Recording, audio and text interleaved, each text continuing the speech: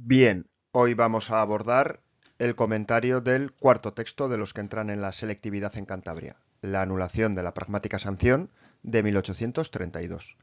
Y como siempre, lo que hacemos es dedicar unos minutos a leer con atención el texto.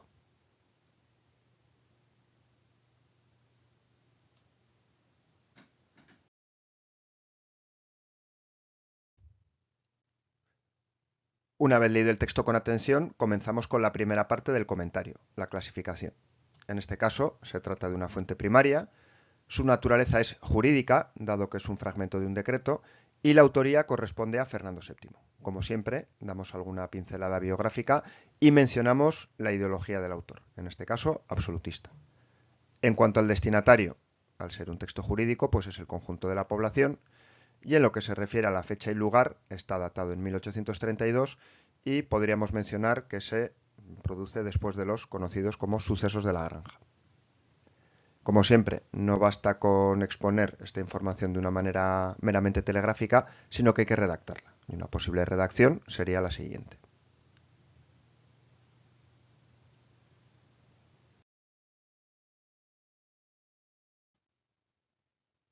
Bien, a la hora de abordar el análisis, como siempre, es preferible ir párrafo a párrafo y más en el caso de un texto como este que es un tanto denso, como vamos a ver.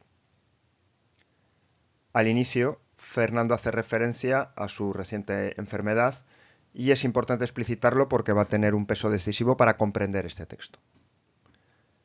Si continuamos, vemos que hay referencia no a una, sino a tres leyes diferentes, y como esto es un poco confuso, quizá es preferible recurrir a un orden cronológico.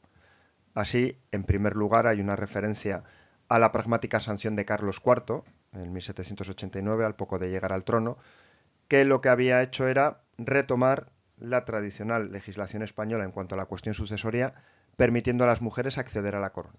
Felipe V, el primer Borbón, la había eliminado y había instaurado en España la ley sálica. ¿Qué hace Fernando VII en 1830? Bueno, pues retoma esta pragmática sanción de su padre, que aunque aprobada no había entrado en vigor por cuestiones de Estado, y es el contexto en el momento en el que está pensando en su futura descendencia, ¿no? En la que en un futuro será Isabel II. También aquí hay una referencia a una ley que ha aprobado poco antes, 1832, que es la derogación de la pragmática sanción previa. Es decir, en 1832 Fernando se desdice y vuelve a esa ley sálica. Es decir, las mujeres no tendrían acceso a la corona española. En el siguiente párrafo lo que hace es justificar un poco el porqué de esa medida. Dice que lo hizo en un contexto de enfermedad. Y continúa, de una manera un tanto retórica, justificando el porqué de la presente medida, que es eliminar esa decisión, esa ley que había aprobado unos pocos meses antes.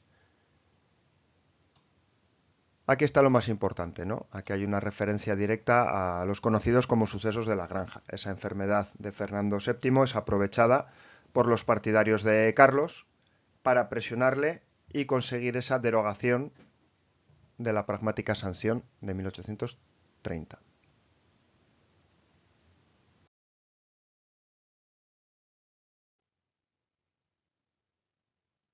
En el siguiente párrafo, Fernando continúa justificando la medida que toma ahora, en este caso recurriendo como buen absolutista a la tradición, como podemos ver cuando menciona lo de la inmemorial costumbre de la sucesión.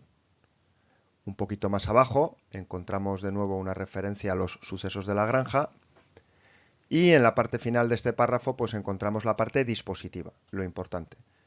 Y aquí lo que hay es una derogación de esa pragmática sanción de 1832 que Fernando había tomado de manera coaccionada y ya tenemos aquí todos los datos que nos van a permitir extraer la idea principal del texto, que no es otra sino la puesta en vigor de nuevo de la pragmática sanción de 1830, que en la práctica lo que quiere decir es que Isabel en un futuro podrá ser reina de España.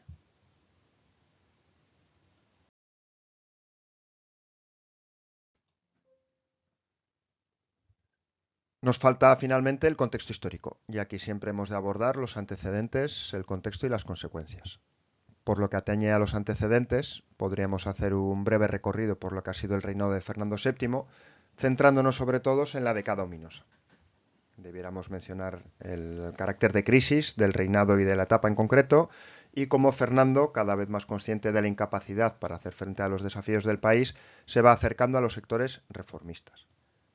Deberíamos mencionar también que eso hace que los sectores más conservadores, los ultrarrealistas, se vayan aglutinando en torno a Carlos, y ahí es donde cobra sentido ese conflicto en torno a la legislación por la sucesión, y habría que explicar un poquito los sucesos de la granja.